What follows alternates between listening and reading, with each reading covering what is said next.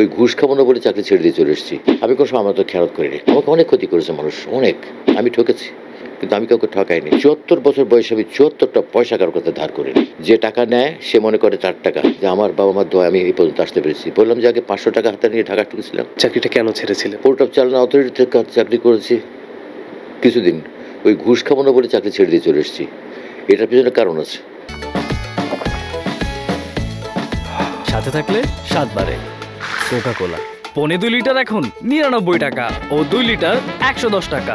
কারণ হচ্ছে কি, ছোটবেলায় আমার বাবা আমাকে দিয়ে ৪টা ওয়াদা করেছিলেন যে এই ৪টা ওয়াদা তুমি মেনে চলবা। অদ্যপতি আমি ৪টা ওয়াদা মেনে চলি। সেটা হচ্ছে কি, প্রথম শর্ত, জীবনে কোনো দিন কারো আমানতের খেয়ানত করবা না। আমি করিনি। আমানত বলতে কিন্তু ধরেন আপনার কাছ থেকে আমি কিছু টাকা নিলাম, আপনাকে সময় মতো ফেরত দিলাম না, আপনার আমানতের খেয়ানত করলাম আমি। টাকাটা শুধু আমানত না, কিন্তু এটা জিনিসও হতে পারে, টাকা হতে পারে, মানুষ হতে পারে, অনেক কিছু হতে পারে। একটা গাড়ি হতে পারে, একটা মোটরসাইকেল হতে পারে, একটা সাইকেল হতে পারে, এনিথিং লাইক দ্যাট। আমি কোনো সময় আমানত খেয়ালত করিনি। কোনো মানুষের কাছ থেকে যে জিনিসটা নিয়েছি যে অবস্থায়, তার চেয়ে ভালো অবস্থায় তাকে ফেরত দেওয়ার চেষ্টা করেছি এবং তাই দিয়েছি। ক্ষতি করিনি। আমি আমার জীবনে কারো কোনো ক্ষতি করেছি বলে আমার মনে হয় না, কিন্তু আমাকে অনেক ক্ষতি করেছে মানুষ, অনেক। অনেকে আমাকে ক্ষতি করেছে, আমাকে ঠকিয়েছে। আমি ঠকেছি, কিন্তু আমি কাউকে ঠকাইনি। দ্বিতীয় শর্ত হচ্ছে কি, জীবনে কোনোদিন হারাম পয়সা ইনকাম করবা না। আমি হারাম পয়সা ইনকাম করবো না বলেই চাকরি ছেড়ে চলে এসেছি। তৃতীয় শর্ত হচ্ছে কারোর কাছ থেকে টাকা ধার করবা না। Now I am running 74 years. ৭৪ বছর আমার বয়স। ৭৪ বছর বয়সে আমি ৭৪টা পয়সা কারোর কাছে ধার করিনি। এটা আমি বুকে হাত দিয়ে বলতে পারি। আমার কাছে একটি টাকা কেউ পায় না, আমার কাছে পায় না, আমি পাই মানুষের কাছে টাকা।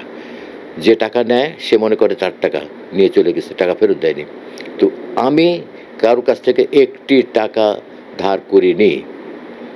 এটার প্রমাণ আমি দেখাতে পারি। যদি কেউ দাবি করে যে হ্যাঁ আমি পাই, প্রমাণ করা, দিয়ে দেবো। চতুর্থ কথা হচ্ছে কি, যে কখনো নেশা করবা না। আমি কখনো নেশা করিনি। কেউ যদি বলতে পারে যে তবাই কোন জায়গায় ড্রিঙ্ক করতে দেখেছি বা গাঁজা খেতে দেখেছি, নেভার। আমি অনেক দেশ ঘুরেছি, কিন্তু আমাকে কেউ খাওয়াতে পারেনি। আমি 4টা শর্ত মেনে চলি। আর অপশনাল যে কাজটা আমি করেছি সেটা হচ্ছে যে ওই ছাড়া, এই 4টা তো মেনে চলি।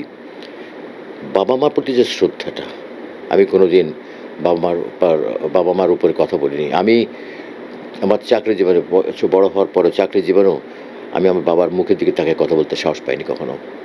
যেটা আজকালকার ফ্যামিলির সংসারের যে সমস্ত ছেলেমেয়েগুলো দেখি তারা উদ্ধত আচরণ করে বাবা মার সঙ্গে, এটা খুব অন্যায়। বাবা মার দোয়া কিন্তু সাংঘাতিক ব্যাপার। এই দোয়াটা সন্তানের জন্য এটা একটা নিয়ামত বলতে পারেন আপনি।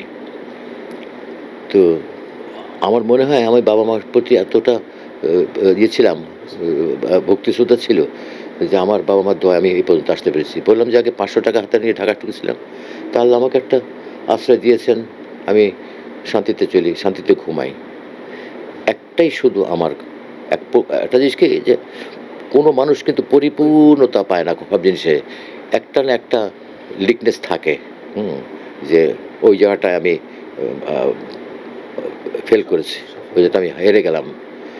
হেরে যাওয়ার সংখ্যাটা কম, কিন্তু থাকে। সব জায়গা সব প্রাপ্তি হয় না মানুষের, তেমন আমারও হয়নি। হয়তো বা আমার কপালটা হয়তো এরকম। আমি আমার সন্তানদের দিক দিয়ে আমি খুশি। আমি আল্লাহর কাছে শুকর করি, প্রত্যেকে ভালো আছে, প্রত্যেকে ভালো থাকুক দোয়া করি। সাংসারিক জীবনে একটা ভালো সংসার আমি পাইনি।